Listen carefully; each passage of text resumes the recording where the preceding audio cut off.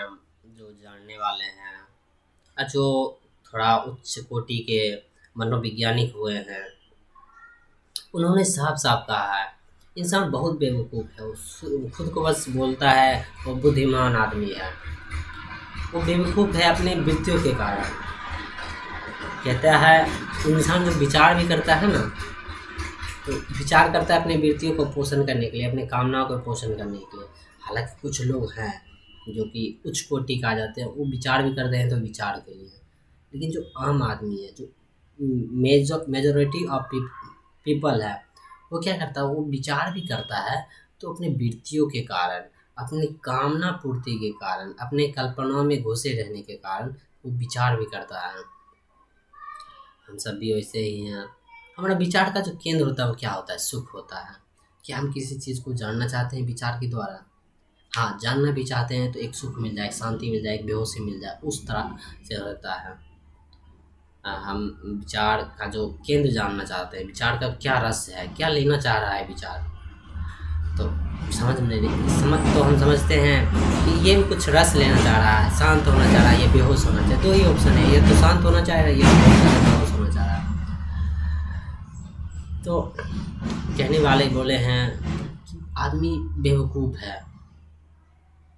इंसान बस ढकोसला करता है जीवन भर कि हमें बुद्धिमान है, बुद्धिमान है। उसे ये भी खबर तक नहीं रहता कि अगर उसे आलस का वृत्ति है तो ये भी खबर नहीं रहता कि आलस का वृत्ति हमें आलसी बना रहा है। ये कमाल का बात है।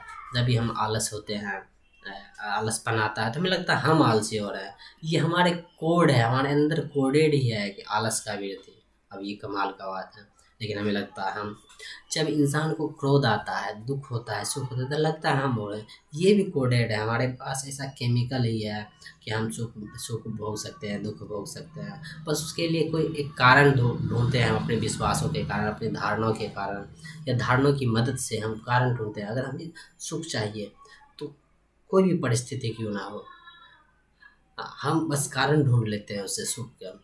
अगर हमें दुख चाहिए तो सब कुछ सही है, लेकिन हमको अगर कारण ढूंढना हो तो हम उससे दुख ढूंढ लेंगे। इसलिए कहने वाले कहते हैं दुख सुख के पीछे मत भागा करो। ये सब कल्पना है, धारणा है। लेकिन हमारी जो ये सालों साल ऐसे बैठा दिया गया है जीवन के बारे में कि सुख ही सुख चाहिए, जीवन का लक्ष्य ही होता है सुख, तो हम सुख की तरफ भागते रहते हैं। सुख भी एक कल्पना है, वो तो है। अब रही बात वासना, काम वासना।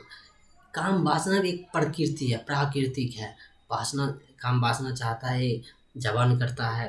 प्रकृति हमें जवान बनाता है ताकि कोई काम वासना से हम लिप्त रहें, ताकि हम जनसंख्या बढ़ाएं। और जब ये काम वासना हमारे चरम पर आता है, हमारे मस्तिष्क तक पहुंच जाता है, या मस्तिष्क पर पूरा कब्जा कर लेता है, तो हमें लगता है ओह ये तो हम हैं, हमें तो मज़े कर रहे हैं।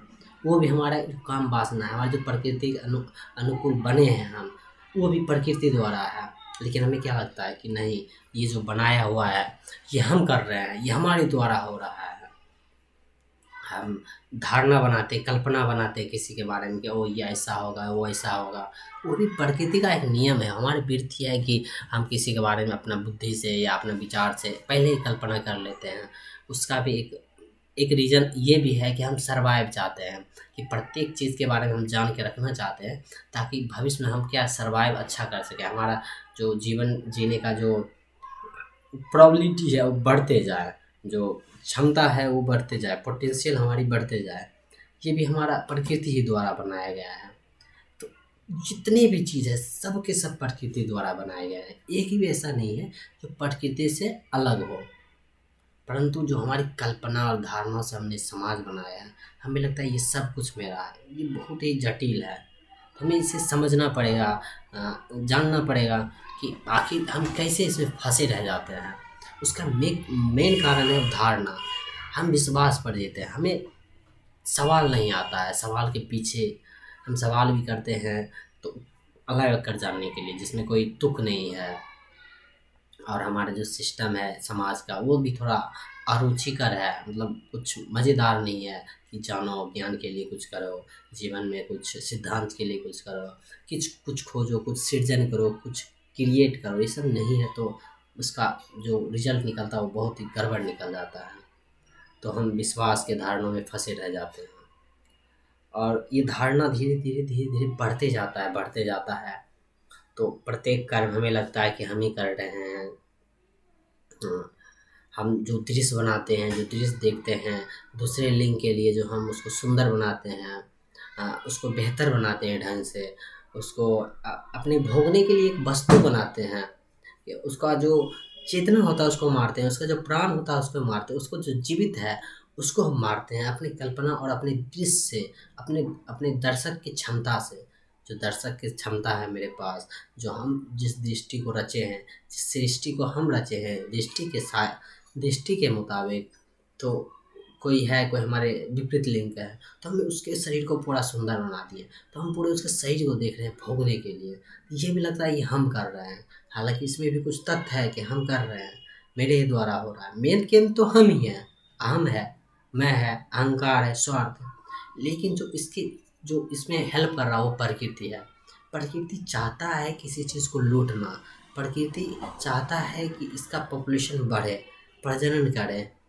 तो तो वो किसी चीज़ को सुंदर बना देता है ताकि उसको भोगने में हमें, मतलब भोगने में हमें क्या है, अरुचि करना लगे, हमें ये विश्वास न टूट जाए कि अब इसे भी भोगा जाता है, ये भी तो हमारे तरह इंसान है, बस इसका कुछ अंग अलग है, मेरा अंग अलग है, थोड़ा सा अंग ही तो है, परिवर्तन इसमें है क्या, मेरे और इसमें क्या भेद क्या है। तो जब भी भोगना है तो प्रकृति का नियम है, जब भी हमारे अंदर भोग आएगा तो वो विविधता ज़्यादा कर देगा। देखिएगा, अगर जिससे आपकी विविधता कम है, उसको भोगने, उसको पाने में आपको रुचिकर ज़्यादा हो जाता है। इसीलिए बोलता है कि आकर्षण के लिए विकर्षण बहुत ज़रूरी है।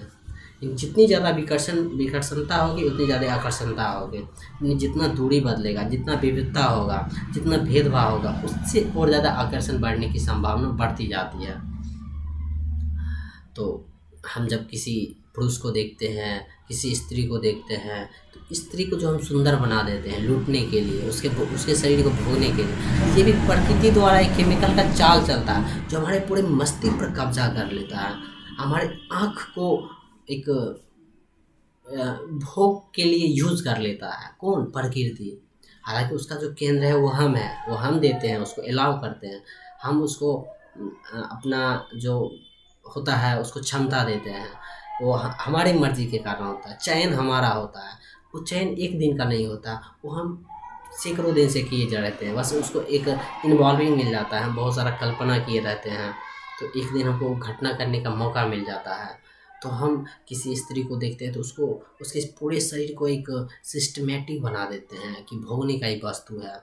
उसके प्रत्येक अंग को कह देते हैं ये सुंदर है, कमाल का है, कल्पना कर डालते हैं कि इससे सुख मिलेगा, मज़े आएंगे।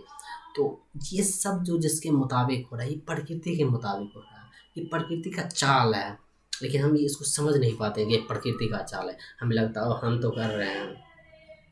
तो समाज को भी देखना है, उसके बाद क्या है, हमें प्रकृति को भी देखना है कि प्रकृति भले हमारी दुश्मन ना हो, लेकिन हम जब कोई हिंसात्मक करते हैं तो उसका जो केंद्र होता है वो कारक भूमिका निभाता है प्रकृति।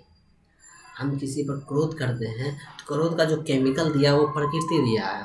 हम मुस्कुराते हैं, हम सुख की जब डोपामिन रिलीज करते हैं तो वो प्रकृति दिया, हम नहीं रिलीज किए।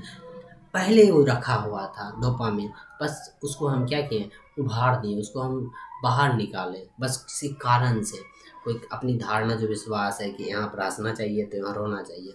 जब हम देखते हैं कि यहाँ सुख होना चाहिए तो सुख का जो केमिकल होता है वो स्टार्टिंग हो जाता है, यहाँ दुख चाहिए तो दुख का जो केमिकल होता है वो स्टार्टिंग हो जाता है। तो देखना पड़ेगा, ये बहुत ही सूक्ष्म बातें हैं। हमें लगता है कि सब कुछ हम सुंदर बना रहे हैं किसी चीज़ को, नहीं। प्रकृति और हमारे वृत्ति का नियम ही है, दोनों सेम ही लगभग है। वृत्ति का नियम है, किसी चीज़ को हमें को भोगना रहता है तो उसको पहले विविधता बहुत कम करते हैं, उसको सुंदर वस्तु बनाते हैं, उस पर एक कल्पना डालते हैं कि कुछ कमाल का चीज़ है, तब हम उसको भोगते हैं, तब उसको हम भोगने की कामना करते हैं, तब हम उसको उसके पीछे दौड़ते हैं।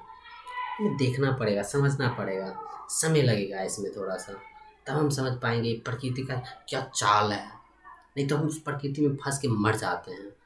और लाखों की संख्या में आदमी फंसे हुए हैं, लगभग सब इंसान फंसे हुए हैं प्रकृति के साथ। देखना पड़ेगा, समझना पड़ेगा, परखना पड़ेगा।